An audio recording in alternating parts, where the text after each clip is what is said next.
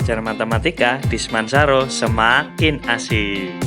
Assalamualaikum warahmatullahi wabarakatuh. Selamat berjumpa lagi di channel ini. Semoga apa yang akan Pak Anung sampaikan bisa membantu dalam memahami materi matematika. Tetap semangat dan selalu berusaha, karena matematika di Semansaro semakin asik. Assalamualaikum warahmatullahi wabarakatuh. Bertemu lagi di matematika peminatan kelas 10, yang pada kesempatan kali ini kita akan membahas tentang aljabar vektor. Nah, di aljabar vektor yang akan kita bahas sebetulnya ada dua, yaitu di R2 atau dimensi 2 dan R3 di dimensi 3. Pada kesempatan kali ini kita akan membahas di bidang R2 atau dua dimensi. Yang pertama kita masuk yang disebut dengan vektor kolom. Jadi kalian perhatikan pada gambar 3.14, di situ kita memiliki, karena di dua dimensi berarti X sama Y. Nah, kemudian ketika kita memiliki garis atau vektor Pecky ya, maka di sini misalkan kita dapatkan 4 satuan ke kanan dan 3 satuan ke atas. Jadi P-nya berpindah ke Q itu 4 satuan ke kanan dan 3 ke atas. Nah, pada kasus seperti itu, maka vektor Pecky bisa kita tuliskan ke dalam vektor kolom. Jadi vektor Pecky ke dalam vektor kolom kita tuliskan 4, 3. Jadi yang atas adalah X-nya. Jadi ini ya pergeserannya, X, kemudian ini Y. Jadi sama dengan kita menuliskan titik Q-nya. Maka vektor kolomnya kita tuliskan seperti matrik ya, 4, 3. Maka 4, 3 disebut dengan vektor kolom. Jadi 4 dan 3 merupakan komponen dari vektor 4, 3. Jadi paham ya yang dimaksud dengan vektor kolom? Kita lanjutkan. Panjang sebuah vektor kolom. Jadi kalau kita ditanyakan berapa panjang dari sebuah vektor kolom, kalian perhatikan di gambar 3.15, gambarnya seperti segitiga siku-siku. Maka untuk mencari panjang vektor A atau di sini kalau kalian bayangkan teorema Pythagoras adalah sisi miringnya, maka mencari panjangnya adalah dengan rumus Pythagoras atau teorema Pythagoras. Jadi U kuadrat ditambah V kuadrat, kemudian diakarkan. Nah, notasi atau lambangnya dilambangkan dengan garis tegak lurus samping kanan dan samping kiri. Ini notasinya ya.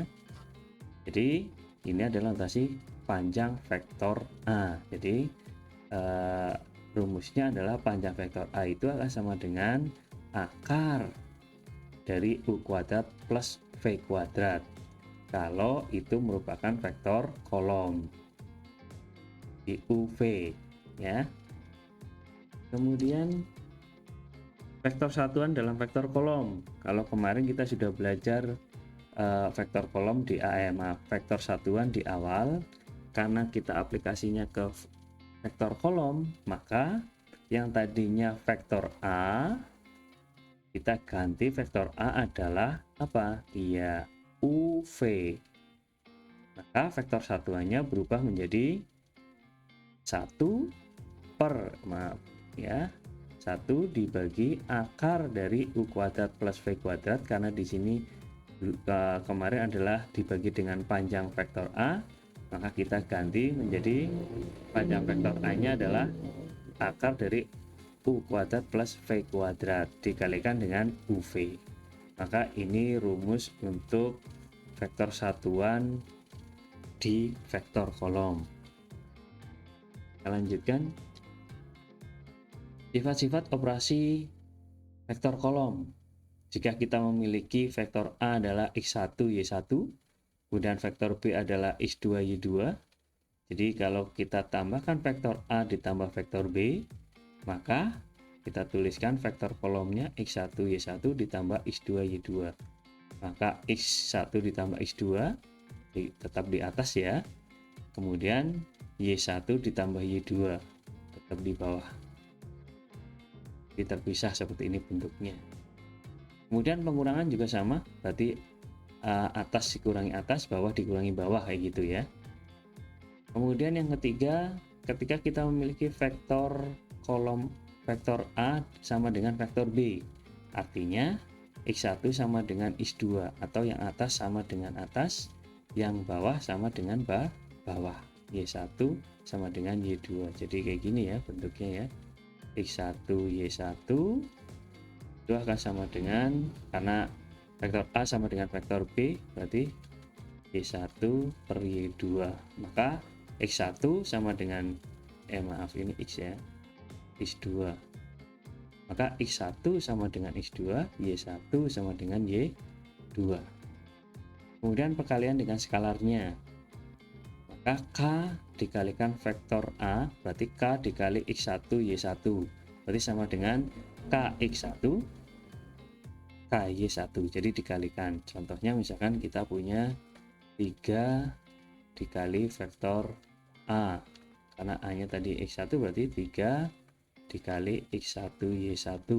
Maka ketemunya adalah 3X1 3Y1 seperti itu. Paham ya? Kita lanjutkan. Nah, ketika kita bicara vektor-vektor di R2 dalam di Cartesius, jadi kalau kita memiliki titik di diagram Cartesius, kita bayangnya seperti ini. Kalian perhatikan di gambar 3.6, kita mulai titik A 4,3. Jadi di sini 4,3 ya. Berarti ke kanan 4, ke atas 3. Sama seperti kalian menuliskan titik ya. Kemudian B min 22. Min 2 berarti ke kiri, kemudian 2 berarti ke atas. Jadi B nya adalah min 22, kemudian I nya adalah 1, 0, kemudian J nya adalah 0, 1. Ini ya, kelihatan ya.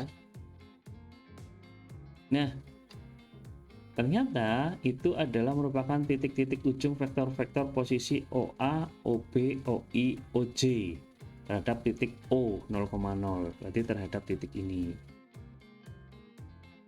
Maka OA ya seperti tadi ya, OA ke sini sama dengan yang di awal tadi, berarti 4, 3. Berarti kita tuliskan dalam vektor kolom berarti 4, 3. OB berarti atau vektor B berarti min 2, 2. OI atau vektor I itu 1, 0. OJ 0, 1. Paham ya penulisannya ya? Iya, sama kok. Dari sini kalian cermati 4, 3 jadi kayak gini. Oh, tinggal dibalik aja, 3-nya taruh bawah kan gitu ya. Kalian cermati seperti itu. Ini juga sama, ini juga sama, ini juga sama. Jadi X-nya ditaruh atas, Y-nya ditaruh bawah. Saya kira mudah. Nah, perhatikan OI. OI berarti ini, kemudian OJ.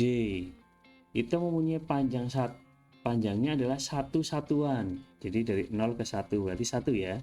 Ini juga dari 0 ke 1. Itu juga 1.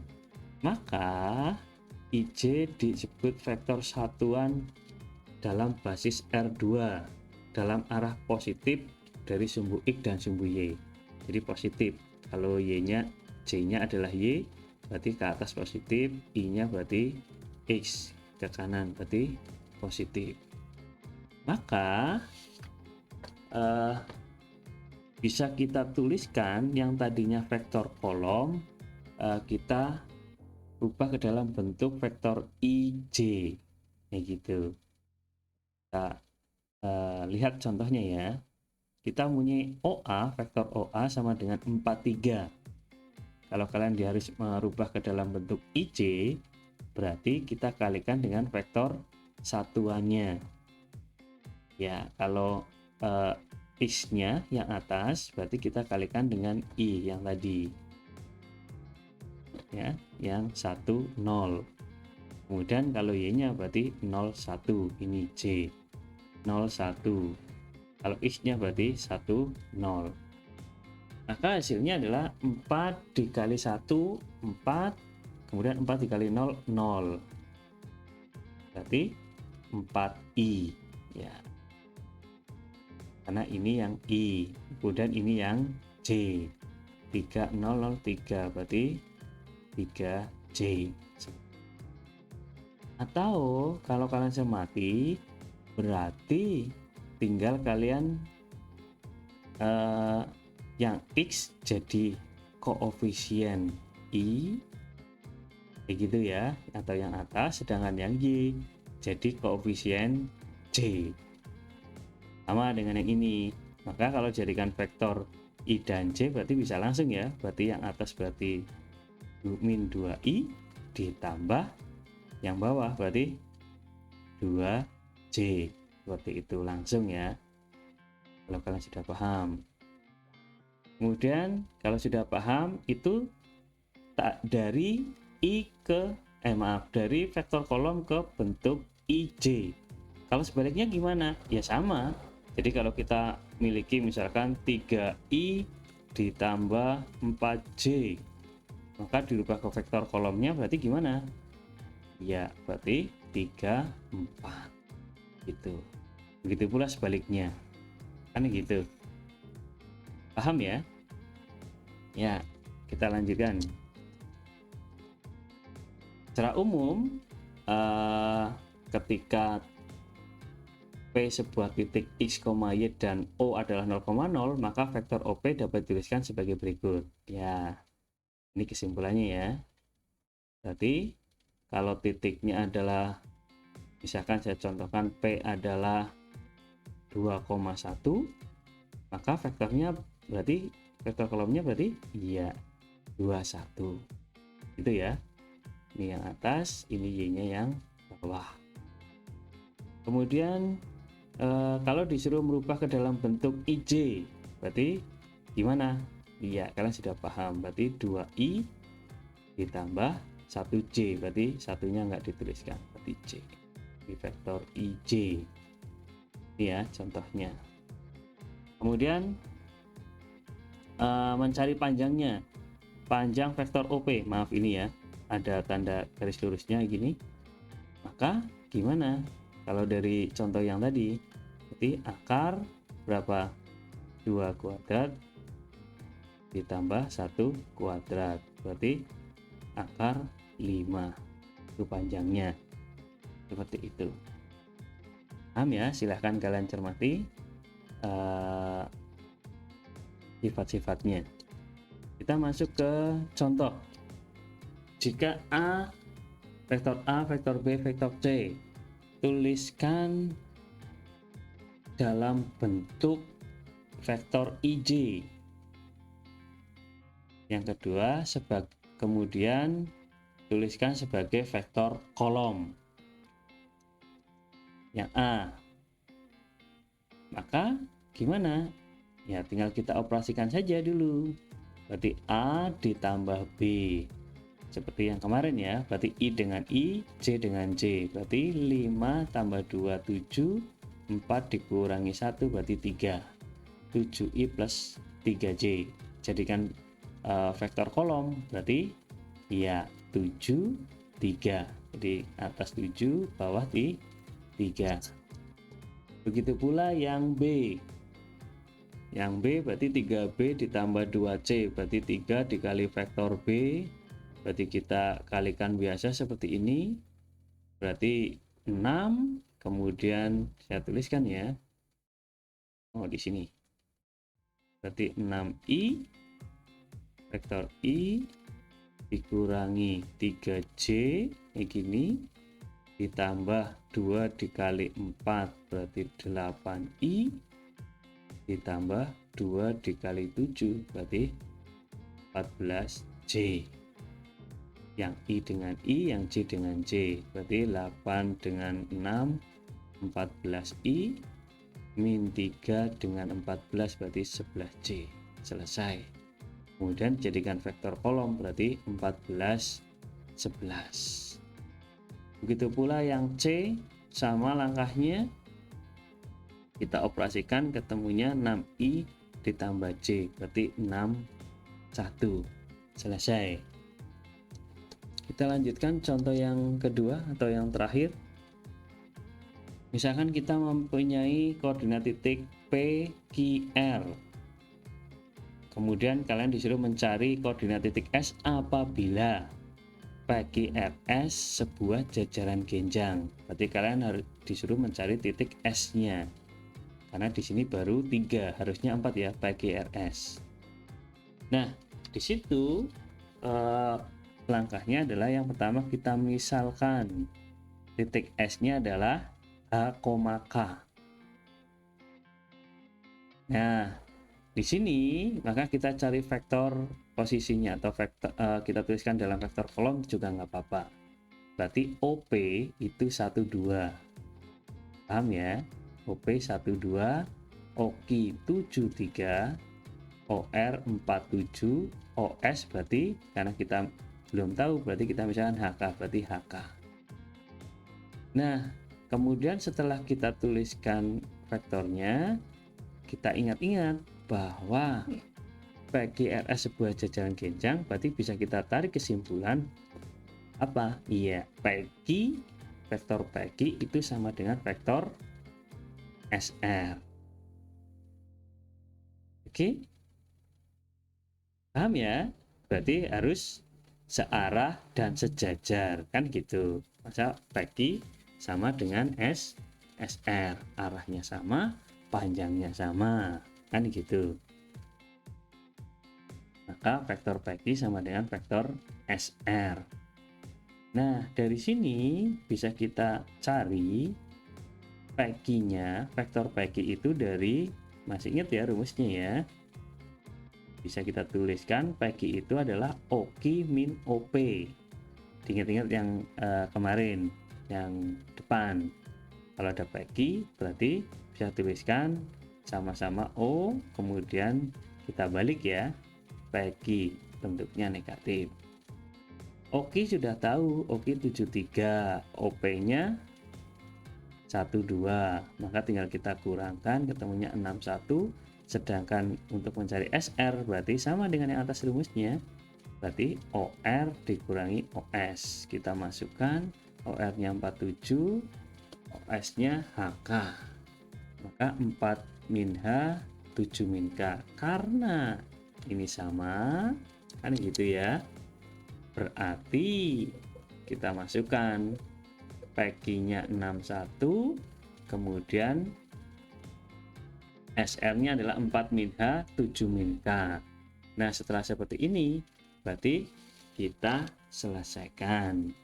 Karena dua vektor yang sama, berarti atas sama dengan yang atas, bawah sama dengan yang bawah. Ya gitu kan ya. Berarti 4 min H sama dengan 6. Berarti ya pindah ruas ya. Kalau kalian bingung, saya tuliskan lagi di sini. 4 min H sama dengan 6. Berarti min H sama dengan, ini pindah ke sana ya, 6 min 4. 4-nya pindah jadi negatif. Berarti min H sama dengan 2. Karena yang tanya H, berarti gimana? Iya, boleh dibagi semuanya dengan negatif. Pada seperti ini, kan gitu ya. Berarti ini jadi H, yang sebelah kanan, ruas kanan berarti iya, jadi min 2. Nah, ketemu hanya adalah min 2. Sedangkan yang bawah atau yang Y-nya 7 min K sama dengan 1. Oke, sama dengan yang tadi ya. Oke, kalau kalian belum, saya tuliskan seperti ini. Berarti min K sama dengan 1 min 7. Berarti min K sama dengan min 6. Dibagi semuanya dengan min 1, maka K sama dengan 6. Nah, karena S tadi itu adalah H, koma K, kan gitu. Artinya titik S-nya adalah berapa? Hanya min 2, K-nya 6. Maka ketemu S-nya adalah titiknya min 2,6. Nah, dari dua latihan itu semoga kalian lebih memahami tentang aljabar vektor di dimensi 2 atau R2. Jangan lupa setelah ini kalian coba kerjakan latihannya, kemudian tetap jaga kesehatan, ikuti protokol kesehatan. Dari Pak Anung cukup sekian. Wassalamualaikum warahmatullahi wabarakatuh.